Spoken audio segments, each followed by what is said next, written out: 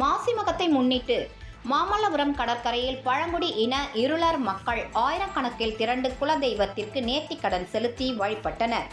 செங்கல்பட்டு மாவட்டம் மாமல்லபுரம் கடற்கரை பகுதியில் இருளர் இன மக்களின் குலதெய்வமான கன்னியம்மன் கோயில் உள்ளது. இந்த கோயிலில் ஆண்டுதோறும் மாசி மாதம் மகம் நட்சத்திரம் நாளில் தமிழகம் முழுவதும் உள்ள இருளர் பழங்குடியின மக்கள் ஒன்று கூடி வழிபாடு நடத்துவது வழக்கம்.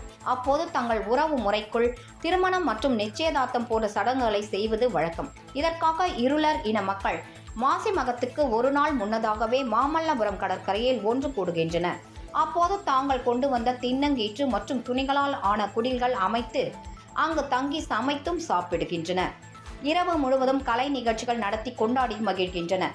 மறுநாள் காலை குலதெய்வமான கன்னியம்மனுக்கு மணலில் 7 படி அமைத்து தேங்காய் பூ பழம் வைத்து வழிபாடு செய்து காது குத்துதல் மொட்டையடித்தல் உள்ளிட்ட சுப நிகழ்ச்சிகளை நடத்துகின்றனர். மேலும் மாசி மகம் தினத்தன்று நிச்சயம் செய்த ஜோடிகளுக்கு எளிமையாக திருமணம் செய்கின்றனர். அப்போது மணமகன் வேட்டி சட்டை அணிந்தும் மணமகள் கூரப்புடவை அணிந்தும் காணப்படுகின்றனர். இந்த ஆண்டு நடைபெற்ற குலதெய்வ வழிபாட்டின் போது 10க்கும் மேற்பட்ட ஜோடிகளுக்கு திருமணம் நடைபெற்றது. இருளர் இன மக்கள் ஆண்டுதோறும் மாமல்லபுரம் கடற்கரையில் ஒன்று திரண்டு எளிமையாக வழிபாடு நடத்தியும் திருமணம் செய்தும் தங்கள் பாரம்பரிய கலாச்சாரத்தை கொண்டாடி வருவது குறிப்பிடத்தக்கது.